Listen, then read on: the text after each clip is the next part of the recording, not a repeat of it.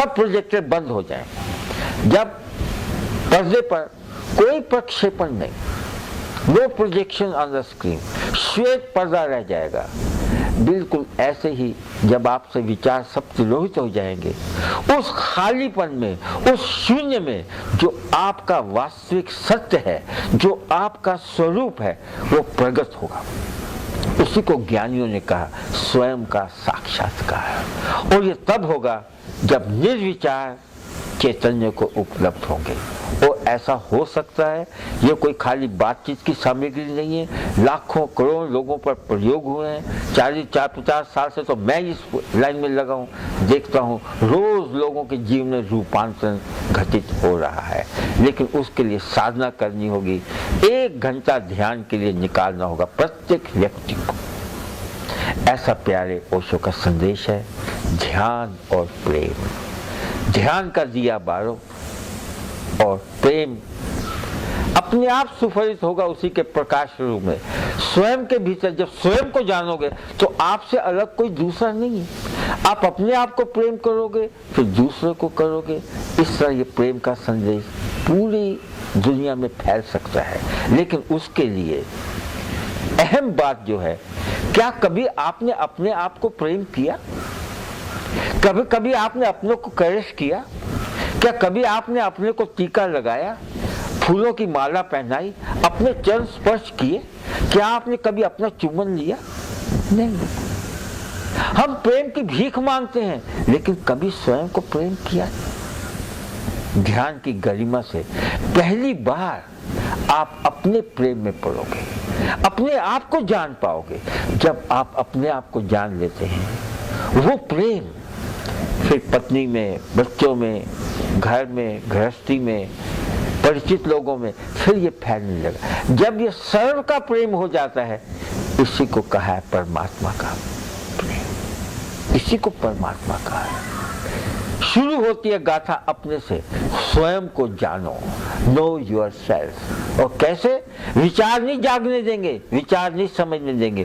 उसके लिए साधना करके स्वयं को जानना होगा, अंतर्मुखी होना होगा, ताकि आप स्वयं को जान सके। जिस दिन स्वयं को जान लेंगे, फिर आपसे दूसरा कोई अलग नहीं है, कोई भी प्राणी अलग नहीं है। तो वो जो प्रेम फैलेगा, वो दुनिया को छोड़ होगी। ये कथाएं होती हैं, स्वर्ग होते हैं, नरक होते हैं। ये पृथ्वी स्वर्ग बन सकती है अगर ओशो का संदेश समझा जाए, ध्यान और प्रेम का। जो पृथ्वी नरक बनने जा रही है, वो स्वर्ग बन सकती है। एस धम्मो सनातन, एस धम्मो सनातन।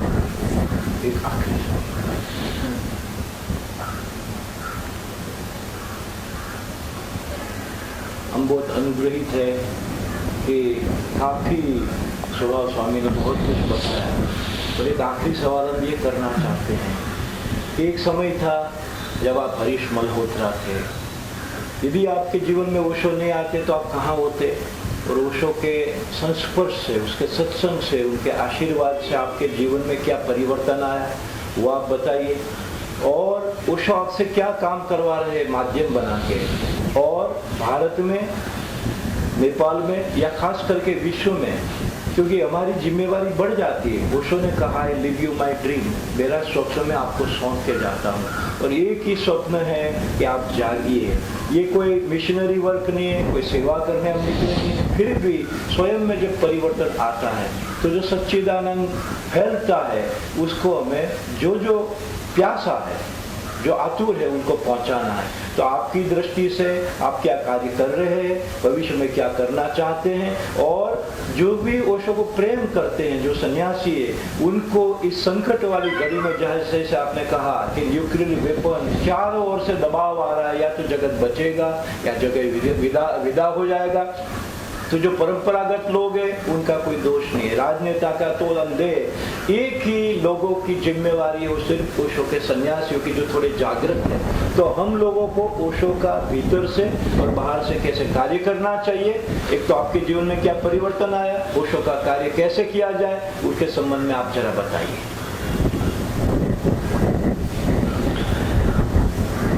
ऐसा है,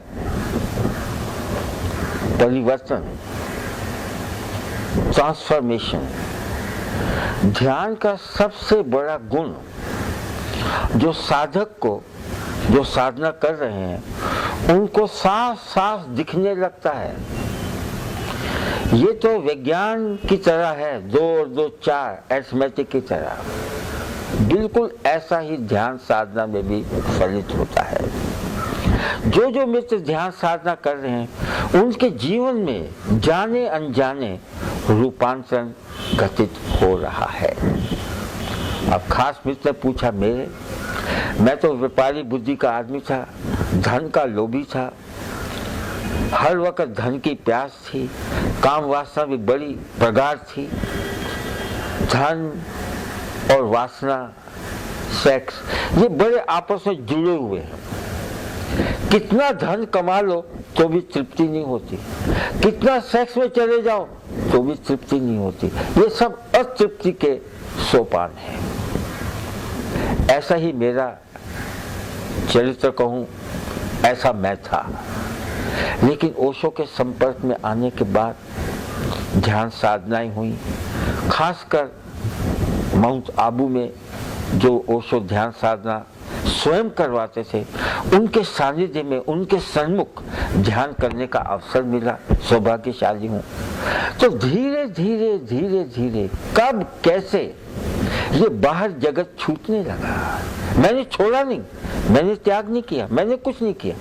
ये ध्यान की गरिमा से अपने आप, नहीं तो क्या आदमी धन पे भी लात मार दे तो हिसाब याद रखता, कह रहे मैंने इतना छोड़ दिया, मैंने ये कर दिया, मैंने कुछ नहीं। अपने आप धीरे धीरे धीरे धीरे। हमारा बहुत बड़ा कारोबार था, वेकफील्ड फूड इंडस्ट्रीज। कैसे वहां से धीरे धीरे हटता गया, सरकता गया। कोई लोभ नहीं रहा कि अब जो होता होने दो। ये जुनून जो ओशो के साथ जुड़े हैं, इसको देखिए। आनंद क्या चीज है? सुख दुख तो हम रोज देखते हैं, लेकिन ये आनंद क्या है, यही एक मन में तड़प कि जानना है। तो साथ लगे लगे साधना करते रहे, उनके साथ काम भी किया, सब भी किया, उसके कर। तो जीवन में रूपांतरण घटित होता है ध्यान साधना से। जबरदस्ती छील छाल के आप ऊपर से ठीक कर सकते, दाढ़ी मूछ रख लो, भगवा वस्त्र पहन लो, माला लगा लो, हो गए सन्यासी। नहीं। इसीलिए तो आज की तारीख में माला को हटा दिया गया, मैरून गाउन और सब बाहर के सब आवरण हटा दिए ओशो ने। शुरू में जरूरत थी, अब सब हटा दी। अब सारा जोर है ध्यान पर, ध्यान पर, ध्यान पर, क्योंकि उसी से आपके जीवन में रूपांतरण होगा और कोई विधि नहीं है आपके रूपांतरण की। तो ध्यान साधना करने से, ओशो के संपर्क में आने से रूपांतरण तो हुआ है मित्र। लेकिन अभी हम रास्ते पर हैं, अभी यात्रा बहुत लंबी है, बहुत दूर यात्रा करनी है।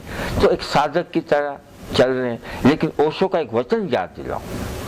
ओशो अपने प्रेमियों को, अपने सन्यासियों को पता क्या संबोधन करते हैं? कहते हैं, मेरे हमदम, मेरी श्वास के साथ श्वास लेने वालों, मेरे हम सफर, मेरे सह यात्रियों, मेरे ऐ दोस्त। नहीं कहा मैं गुरु, मेरे शिष्य, मेरे दोस्त। दोस्ती का, मैत्री का, प्रेम का, प्यार का इतना प्यारा संबोधन शायद ही किसी सदगुरु ने अपने शिष्यों के प्रति किया। मेरे हमदम, मेरे हमसफर, मेरे ऐ दोस्त। फिर ओशो एक वचन और देते हैं, जिस दिन मैं शरीर छोड़ दूंगा, मैं अपने सब प्रेमियों में घुल मिल जाऊंगा। फिर मेरे किसी भी सन्यासी को, किसी भी प्रेमी को चखना, मेरा ही स्वाद पाओगे। इतनी आस्था, इतनी श्रद्धा अपने शिष्यों कि किसी को भी चखना, मेरा स्वाद पाओगे। सदगुरु ने ये कह के अपना काम पूरा कर दिया। अब हमारा दायित्व बढ़ जाता है कि हम उस योग्य बने कि कोई हमें चखे तो सदगुरु का स्वाद मिलता है।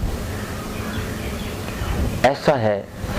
और बड़े सौभाग्यशाली हैं जिन्हें ओशो सदगुरु का सत्संग सानिध्य मिल गया है। और ओशो ने शरीर छोड़ दिया क्योंकि शरीर जर्जीर्ण हो गया था। अमेरिका ने पॉइजन देके उसको बड़ा कमजोर बना दिया था। तो ओशो ने शरीर छोड़ने के पूर्व कहा कि मैं कहीं जा नहीं रहा, मैं यही तुम सब में घुल मिल जाऊंगा।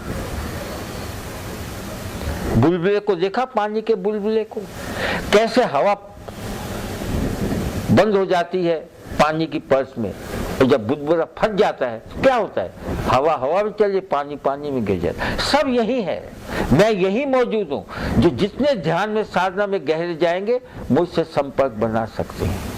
इसी बात को मद्देनजर रखते हुए आश्रम में संध्याकालीन सत्संग सतगुरु के संग, इवनिंग सत्संग विद द मास्टर किया जाता है। तो उसमें पुनः सतगुरु से संबंध स्थापित हो सकता है। ये भी एक वैज्ञानिक कला है। ध्यान में डूबो और सतगुरु से फिर भी, क्योंकि कहीं गए नहीं, यही मौजूद है। मुझे अब अलग से बोलने की जरूरत नहीं, मैं तुम्हारे मुखारबिंद से बोलूंगा। मुझे स्पर्श करने की जरूरत नहीं, तुम्हारे हाथों से स्पर्श करूंगा।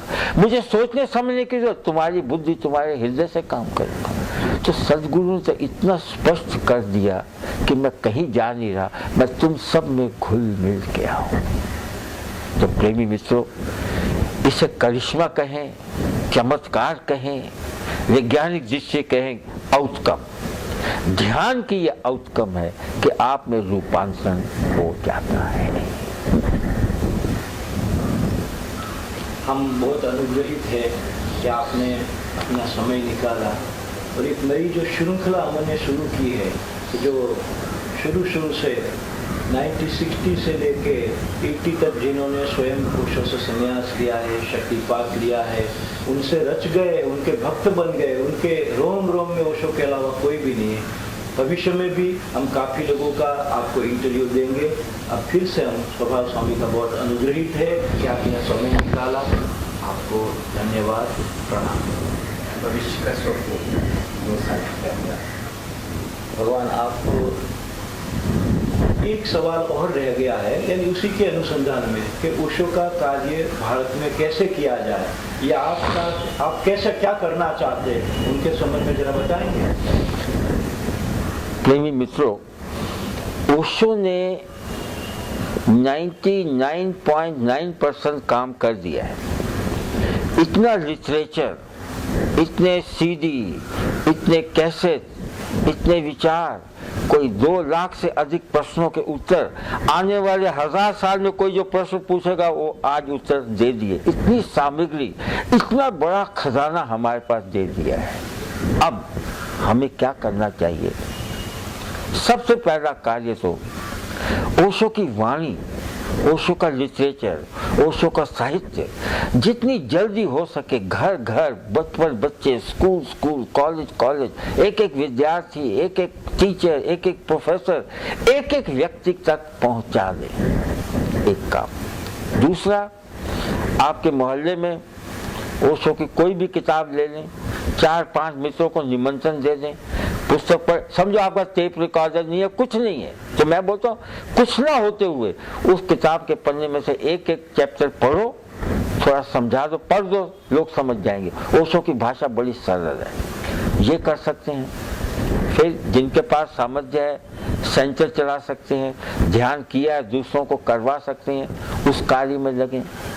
यानी इतने हैं कि आप, ओशो ने तो बीज बिखेर दिए हैं, अब थोड़ा पानी की झाड़ी लेके आप डालो, काम अंकुर होने लगेगा, अपने आप काम होगा। उसके लिए एक एक व्यक्ति को थोड़ा साहस जुटा के इस कार्य में लगना होगा।